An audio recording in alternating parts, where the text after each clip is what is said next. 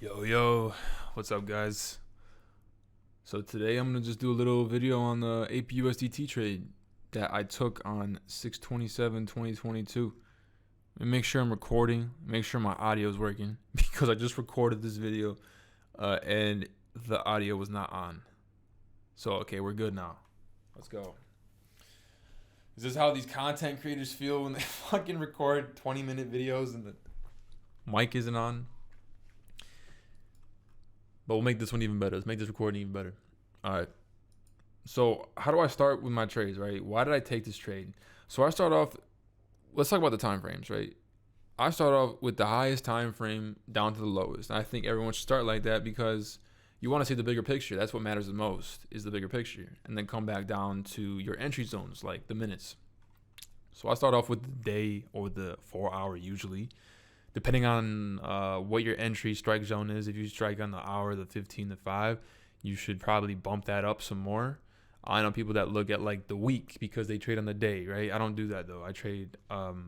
I do day trades, so I like to enter on the minutes usually. So let's talk about now after the time frame stuff.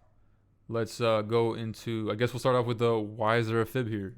You know, so this is the fib. This is the imbalance here. The imbalance. This is the equilibrium here. This is the 0.5. This is the premium. This is the discount. So this is the swing on the 4 hour. This is the high. This is the low. And this is the middle, aka the equilibrium. So we have a lot of imbalances going on over here. We know that the market wants to come up at some point to mitigate this because that's all the market wants to do is it wants to rebalance the market. So there's a lot of reasoning for it to at least come up to the equilibrium at least.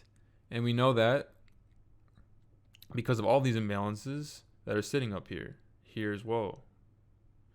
So let's jump down here after we hit this low right here. We hit this low and we make a 1 hour change on the hourly. We come down here actually before that. We come down here, we make equal lows and we have some liquidity down here. But we come down here and then come up to make a new high on the hourly, change of character. So after we break a new high on the hourly, that's a whole change of character. So now I know it's going to come back down to the discount to mitigate this imbalance here. It does exactly that. And then it comes back up and mitigates that imbalance, comes right back down, and it comes down here where there is liquidity. And there's actually not a liquidity, sorry. There is liquidity right there, which it did take and it popped back up. But then it came down here and it hit this zone here. This is just built up orders. These wicks are liquidity grabs turned into zones, into POIs, orders, limit orders, waiting to be taken. So those get taken. The market pops up. We break again. We break this. This should be, let me change that right now. An hourly. You already know. So we change that hourly, we break that, and then we make a new high, and that is a change of character on the hours. So now guess what happens next? What do? We come back down to hit the discount and mitigate whatever imbalances were made. We did that, came over here. I had a POI say here. That's all a wick is because the market is fractal. And what does that mean? What does the market being fractal mean? It means that everything is a reflection of itself in a lower or higher time frame. So this wick right here, all a wick is a zone on a smaller time frame. This wick on the 4 hour is actually just a zone on the 1 hour.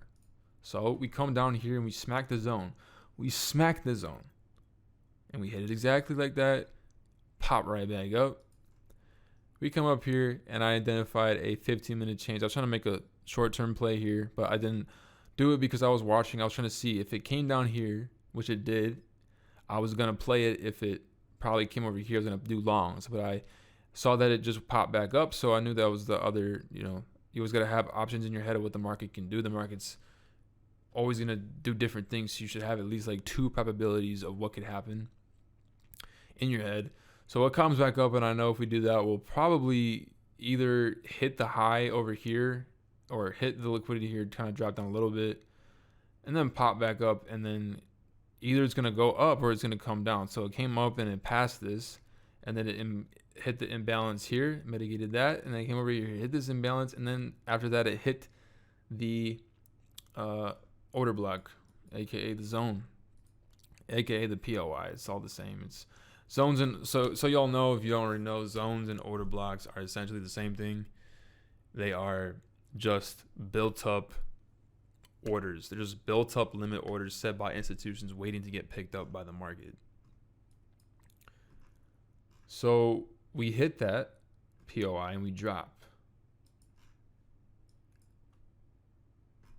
Okay. Sorry, I was just looking at this from wanted to make sure I'm on the right page here. Okay, cool. So we hit the order block, we drop. And then now we're coming into my entry zone. So on the entry zone, I usually enter like on the 15 and below. So let's go on the hourly just so we can take a look at that. So on the hourly, we make that high like you guys saw. We came down again over here to mitigate this imbalance. We hit that zone. We pop back up. We come down here, and then we have an imbalance here. We hit about the 50% of the imbalance, which is usually, there's usually confluence there on the 50%. As y'all saw, there was a discount in the premium. The equilibrium always has something going on most of the time. We came up, popped up, and what do we hit over here? What do we hit over here? I'm playing. We hit a order block, right? That's what you should have said. We hit an order block. Or you see, this is where let me just take the PLIs, all right? All this smart money talk, everyone has a different fucking name for it. That's why I call it POIs, man. I just don't want to make it confusing for everybody. Let's just can we just agree to call it POIs? Everybody that's in the smart money trading world, right? Because anyone that trades smart money is a little insane. Let's be honest. You know what I'm saying? No, I'm playing. Everyone that trades in general is insane. Trading is not something that's normal, but it's a good thing. It's a good thing to be a little crazy. You know what I'm saying? You can't make crazy money if you're not a little crazy. So this is a POI. I call it just POI, point of interest. Zones, order blocks, yada yada, right? POI. We hit that POI and we come down, and what do? We mitigate again. Oh, my fault. I should have. Here's the entry right here. So if we come back and let's replay from here. Let's see why I entered. So on the 15-minute, I'm pretty sure that should have just pressed play, but apparently it didn't. Why did it go to the next? Yeah, interesting. like what was that, man? Let's go to Bybit. All right, let's come back. Replay.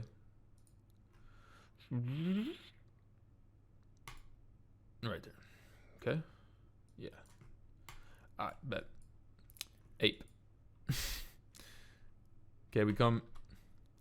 Brother, what the fuck?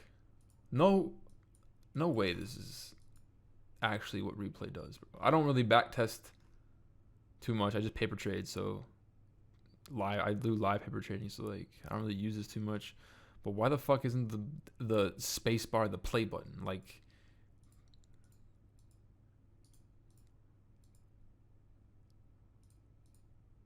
all right, let's just press the button, whatever.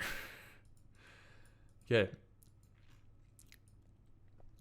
Right, we have this here. We know it's gonna get we know it should get respected. We're waiting for confirmation. So let's go jump down to the 3-minute.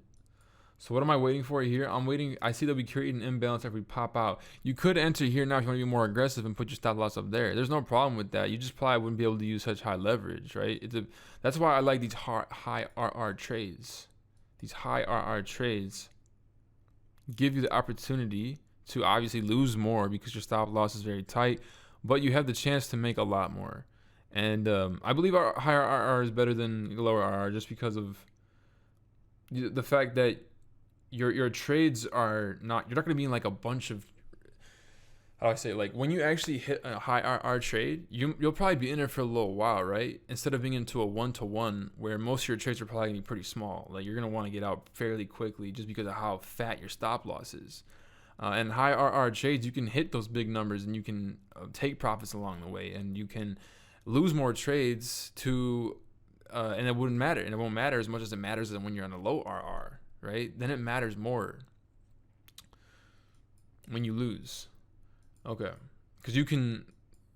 I don't know what the math is, but if you have like if your typical RR is 1 to 10, which this trade was a 1 to 10, or no, yeah, it was a 1 to 20. If it's let's just say a 1 to 10, if it was a 1 to 10, that's still great, right? If your average is 1 to 10, that means you can potentially lose like, what is that? You can lose 9 trade. You're risking $1 to make $10. It's essentially what a 1 to 10 risk to reward ratio means. So you can essentially lose 9 trades and then win 1 trade, right? And then you'll be fine if you hit that. If you hit your 9 on that, if you hit that 10, the exact, like if you hit the bottom, like your final take profit on that trade. So you could lose 9 and then win 1. You'll still be at break even on a 1 to 10 if you lose 9 and then hit 1. But anyways, let's go back to what I was saying. Is this 20 RR trade? We come over here on the 3-minute. We see that on the hour, like I said, hit the 50% of the imbalance. We pop back up. Now we're over here we're looking at the 3-minute. We see it pop down. We see some imbalances get made, so we're waiting to see what happens now. We don't want to enter just yet. And guess what? We mitigate that. So you could enter there, and you could push stop loss up there. I did not enter the market there, though. I was still waiting. I wasn't convinced. Was not convinced. So it came up to the very top. So if you enter there, you still would have been good. You still would have been fine. But I was waiting for that smack. And come back down. And then I entered right there.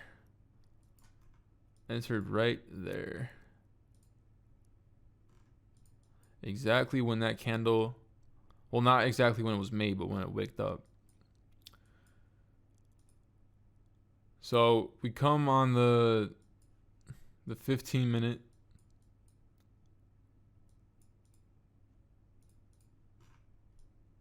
Okay, so come on the 15-minute. We break that 5-minute low, change the character, and I have my trim set up here. So what? This is actually a unique trade because watch what happens. So we make that 15. No, it didn't happen yet. We hit down here, right? I believe I'm already out of half my position at this point, right? So this trade is risk free. I just keep my stop loss where it's at negative 15% because it's 30. It says 0.3, but it's negative 15% because it's a 50x leverage trade, right? So I'm chilling right now because I'm in profit. It's a risk free trade. If I hit my stop loss, it does not matter. I'm still in profit, right? So I wait for it. I know there's an imbalance there, right? What does it do? Hits the imbalance, hits the little zone there, pops down. We come back out, go back up, and guess what we do? Drop all the way down and smack the 6%. The 6% was right there. Smack the 6%. Now, did I know it was going to come down exactly to hit 300%? No. No, not at all. Like, I'm not a genie over here, right? I know there's liquidity over here at this low. I know there's liquidity over here. I know there's stops. So I realize that, and I say, okay, if it can come down here, that's probably where there would be a reason for it to bounce back up. If it didn't, I still would have watched the trade, and if it started bouncing up, I would have gotten out of the trade probably like at 5.5 or some shit like that, whatever. I would still be fine with that if I saw something happen. But I was watching this, and on a 3-minute, it just completely dropped. There was no reason for me to get out of this and just wait for it to come all the way down to hit my sell limit order, right? So it did exactly that. It just came all the way down, smacked it. There was no reason for me to trail my stop or anything at that point. So we come up after that, and that's pretty much it because I hit my complete my true profit was at the bottom there at 6%, and I could have even targeted lower, and then had my last bit over here, and then maybe had took my stop loss down and put it somewhere maybe like above these highs, whatever. Or in this whatever imbalance was going on, I could have did that, but I was just content with hitting 300%. Honestly, sometimes you just gotta be like, okay, that's good. Let me just close this trade now, right? So we did exactly that. It hit a 20 RR in this bitch. Let's go. I I hope you guys, learned some stuff from this video and pick some stuff up that maybe, even if you just learned one thing from this video, that's all that really matters. And then I came back up and it pretty much took all this out. But yeah, how long was this video? This was like, let's make sure I'm recording this shit. I'm scared now, bro. I'm scared because of how I didn't record the original one. Where is it at? Here it is. 15 minutes. Okay, cool. So it's shorter than the last one. Yeah, that's pretty much it though. I guess updates is I'm gonna probably be putting some new videos in the channel like this, or in the Discord fairly often, I think, maybe. But I want to make YouTube videos so I can do this more often. I don't feel like Discord's really the place for long videos like this. Plus, it's easier to stream videos on YouTube. You don't gotta like open the video on Discord and watch it, and then there's no like real comment section and shit. You know what I'm saying? Like, you can't really interact with people, and you can't do too much on Discord with long videos like this. So I think Discord, I'll keep it to short ones. But for anything that's like this, I'll probably take it to YouTube. But just wanted to do this first one in there.